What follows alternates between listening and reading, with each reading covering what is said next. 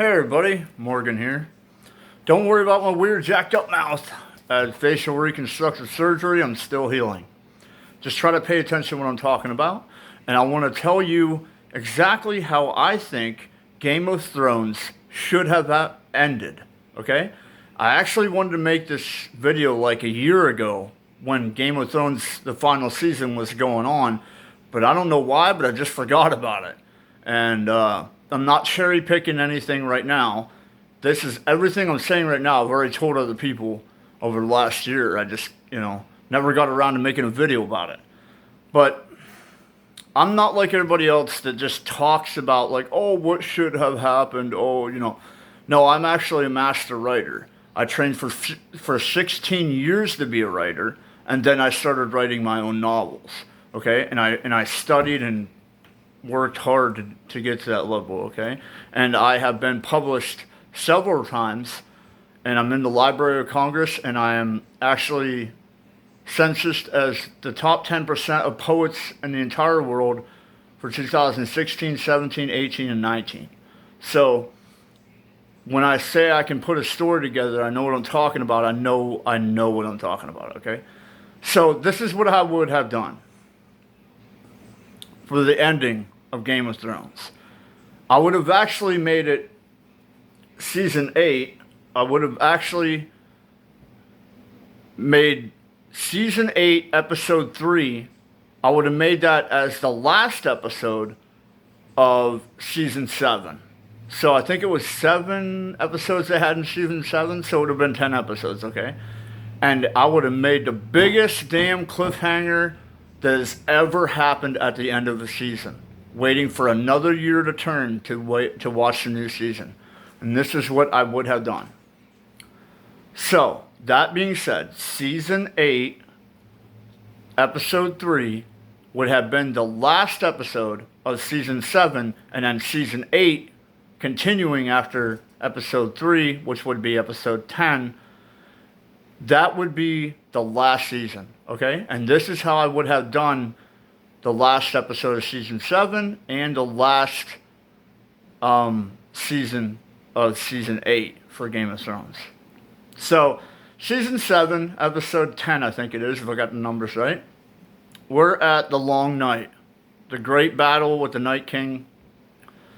And the Night King and everybody, all the important characters.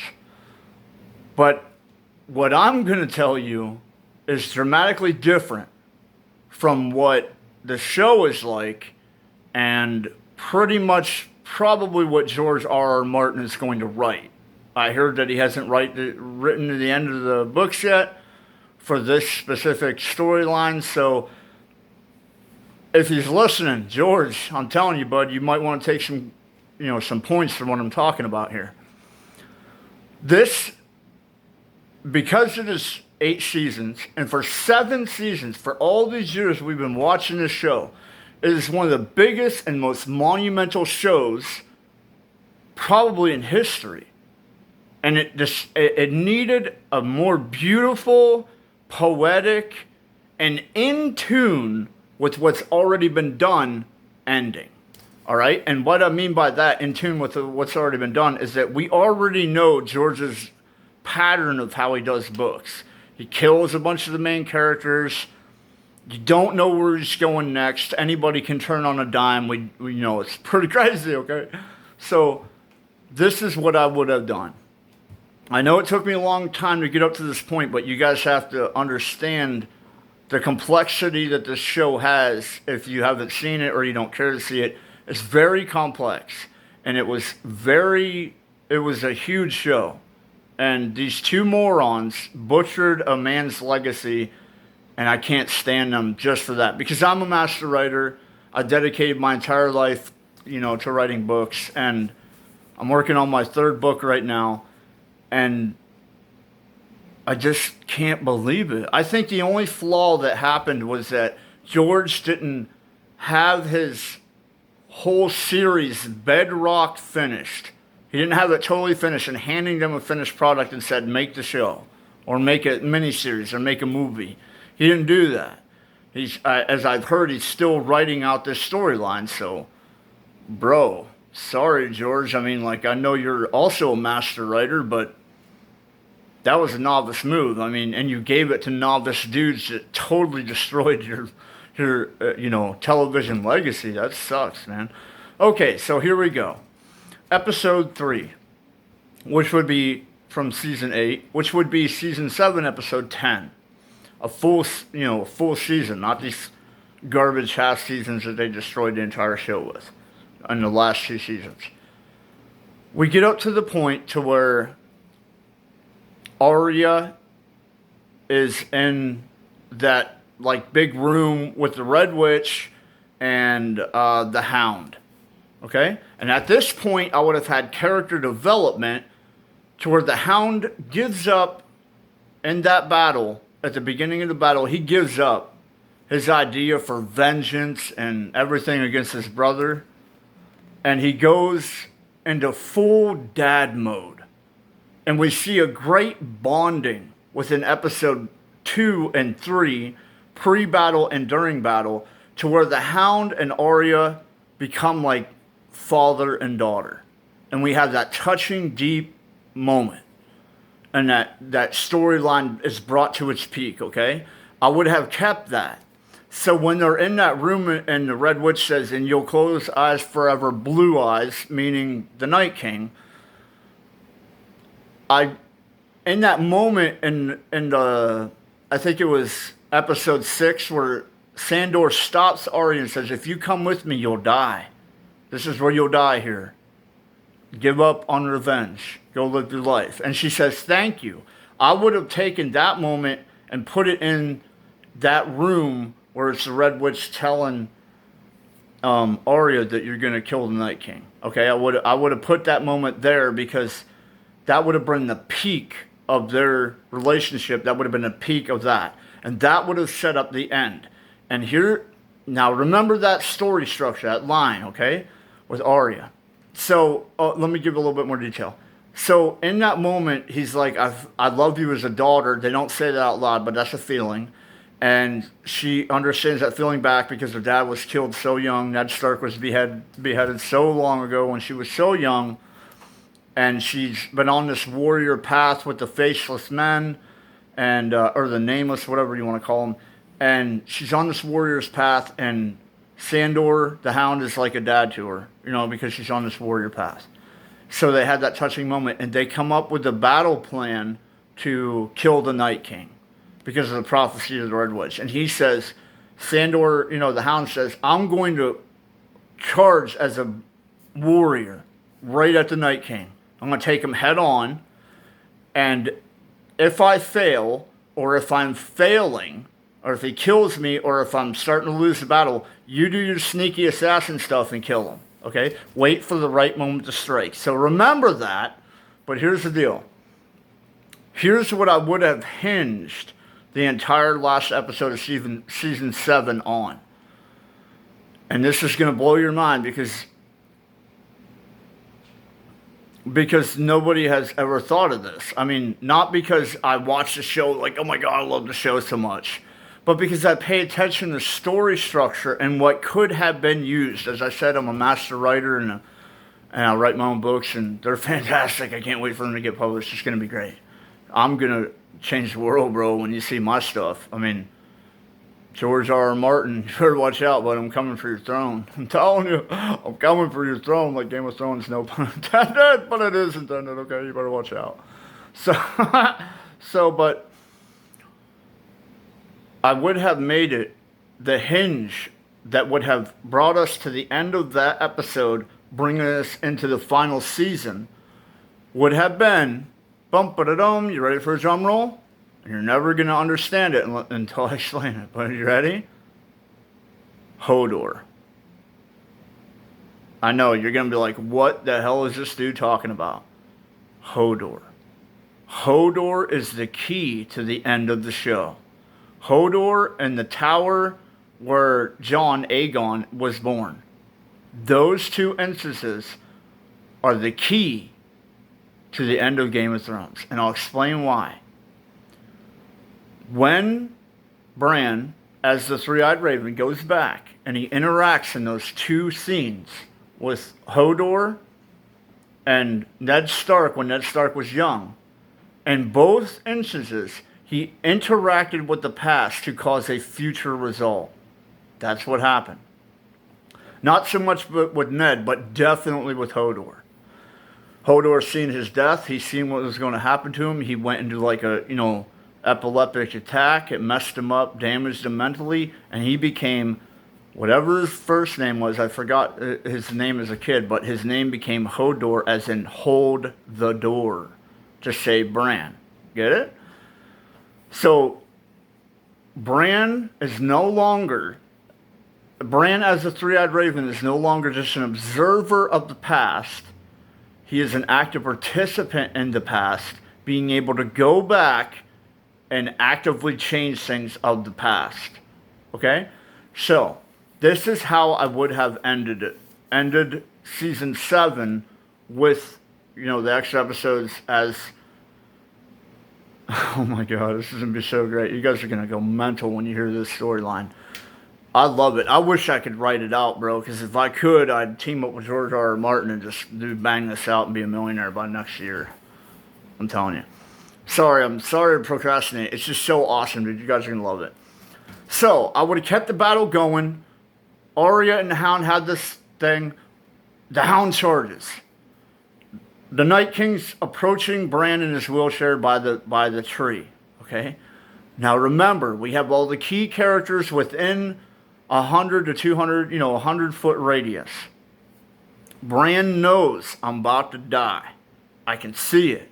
I can't see, he's really nervous, so he's really stressed out, not being able to see what's going to happen next. He's really, he's dodgy. Because once you really start to feel your mortality, like Ned Stark did in season 1 at the end, his face turned ghost white because you realize, dude, I'm about to die, bro. And I've seen that personally in real life where people realize they were going to die. And I've seen like tragic accidents and other things, and you can see it on their face that their mortality really hits them, and their eyes widen. Like, I'm really, this is it, bro. This is the end. I'm really going to die. And like he's having that experience come across him as the Night King is approaching him. But then the Night King gets distracted because the Hound charges. And he's doing his battle stuff. And the Night King is blocking his every move. Sneaky assassin Arya is sneaking around through the crowd of the generals of the Night King's army. And she's about to go in.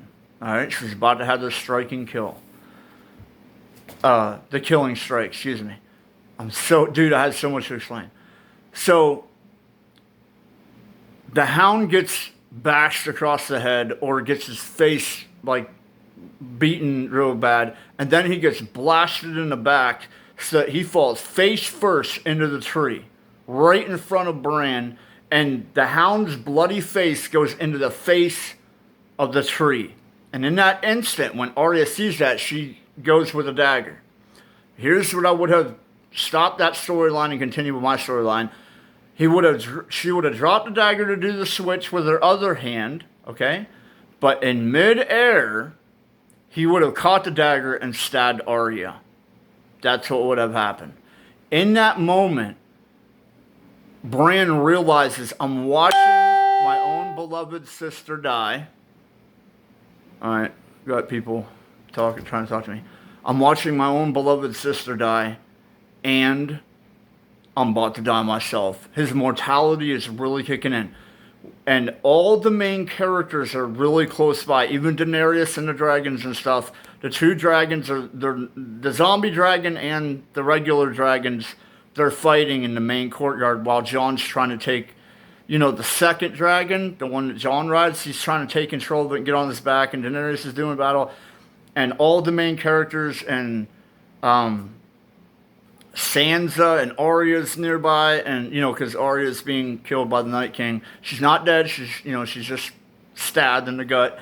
And Sandor's face has been smashed off. He's almost dead. His face has been smashed off the tree. You can see his bloody face exactly where the face on the tree is. And let's see. Jaime Lannister is doing battle beside Brienne, and they're all in close combat, and everything's going bad. And then Bran goes into like an epileptic seizure. But because he can't be overtaken mentally, because he's a three-eyed raven, and his mind's too powerful to be fully overtaken, he's still kind of in control.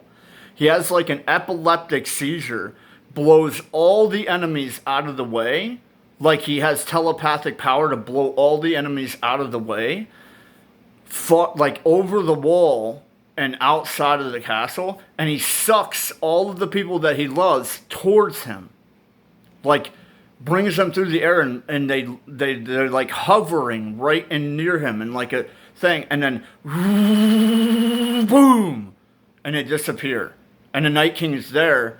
And what happens is everybody is teleported to the past. He goes to his safest place possible, which is before the existence of the Night King.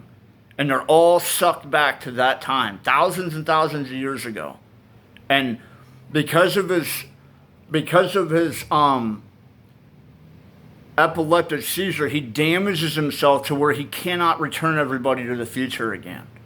And they're stuck in the past. And they all wake up.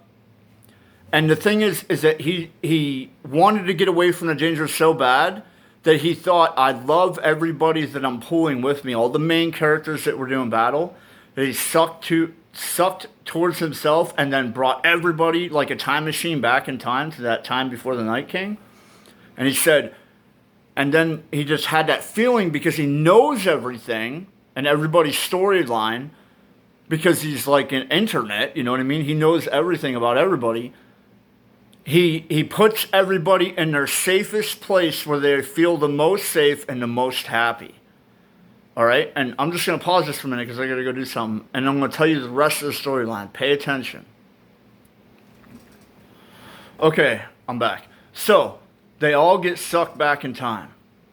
And they all go to their safest place where Bran knows that each one feels safe because he knows all their storylines. Okay? And then they all are like knocked out as they're transported back through time. And each one of them wake up. They all wake up in their own places of safety. Let's see. Jaime Lannister, his whole life has been, war and fighting, and everyone hates him. He's the Kingslayer, and he's just, he's nobody likes him, and he can't be standed by anybody. So his safest, and he's had animosity towards everybody. He can't stand nobody, and so he's shot all the way far up north, like past where the original wall is and everything. He's like way up there, and we're talking pre-wall, guys. We're talking, before the wall, before the Night King. Okay, so before the White Walkers and all that. So he's shot way up north, like way far up north. Jon is shot in the north, right past where the wall would be, where the wildlings are. That's where he's shot off to. Arya and Sansa are shot off in their own place where Winterfell would be, where their castle would be, and all the other, and Bran is where Sansa is only at where Winterfell's at, okay? And Daenerys and her dragons were shot out in the direction of Dragonstone, okay? Like up in the air, flying. So everyone's shot out to their own place of safety, where they feel safest and like most happy. But Arya and Bran, where Bran felt like his safest, because that was his long journey, he is shot over to where he first meets the three-eyed raven inside the tree. And he uses what, I don't really know how to do this because I wouldn't be able to calculate the story rate, but he uses his mental power to be able to stop Arya from what's going on with her because he's a three-eyed raven. He can do like pretty much anything almost. He stops the dying Arya from dying from the mortal wound of the Night King stabbing her, and he turns her. But this like the way Qyburn or whatever did to the mountain to make him like a zombie dude. He did that with magic to be able to stop Arya from dying, and he turned her into the first children of the forest, and she becomes the original child of the forest, and she is the one that keeps him safe as he becomes the first three-eyed raven in the tree.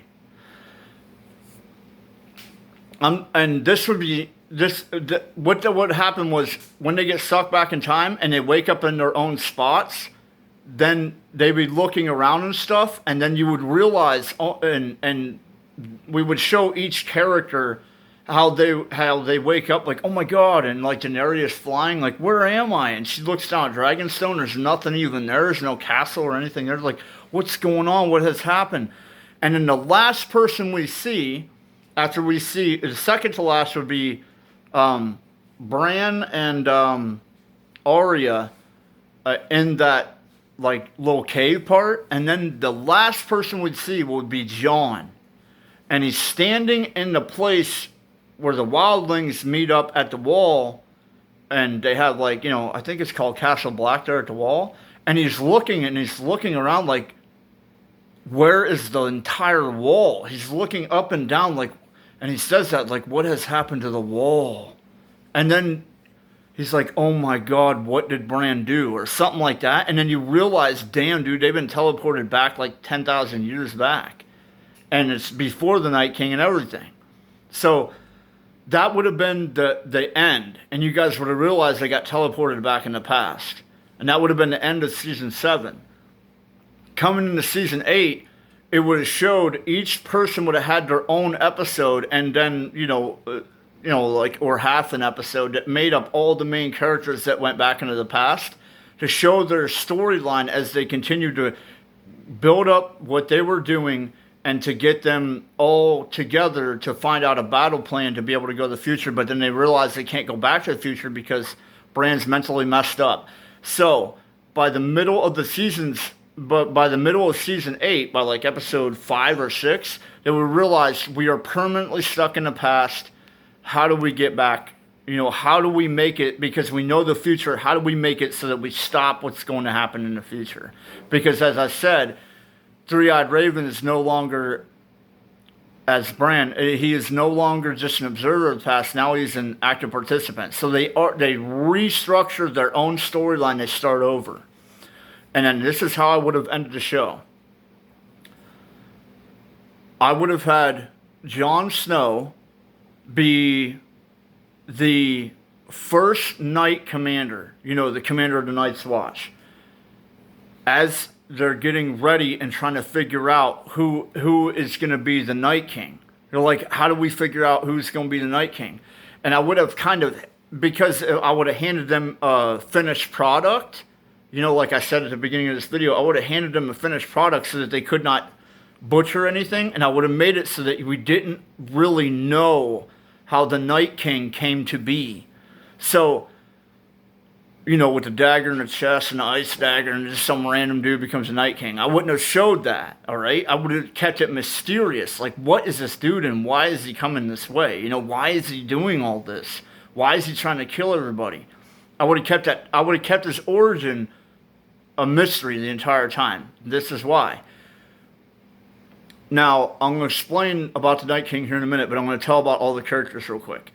Jon becomes the first commander of the Watch, okay, the Night's Watch. Arya becomes the first of the Children of the Forest. Bran becomes the original first, what is his name?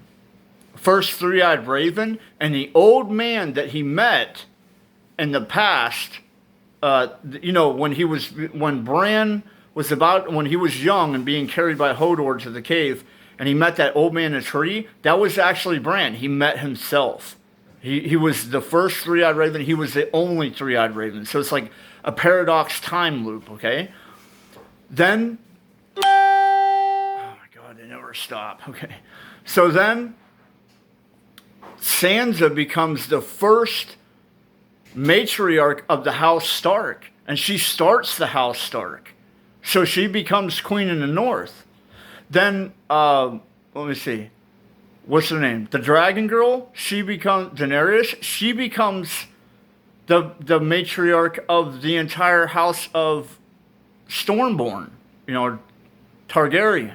Okay? So I would have started their houses. Then Samwell, he becomes the one that starts the college or whatever it is and becomes the first Grand Maester. And all of these ones would have started their own houses. Here's something that would have been comedic relief. A sad ending to a story, but comedic relief because the Hound hated the gods and he didn't care about any of it. And he was like, whatever, your fake gods, you cut the bullshit and let's just get on with the work at hand.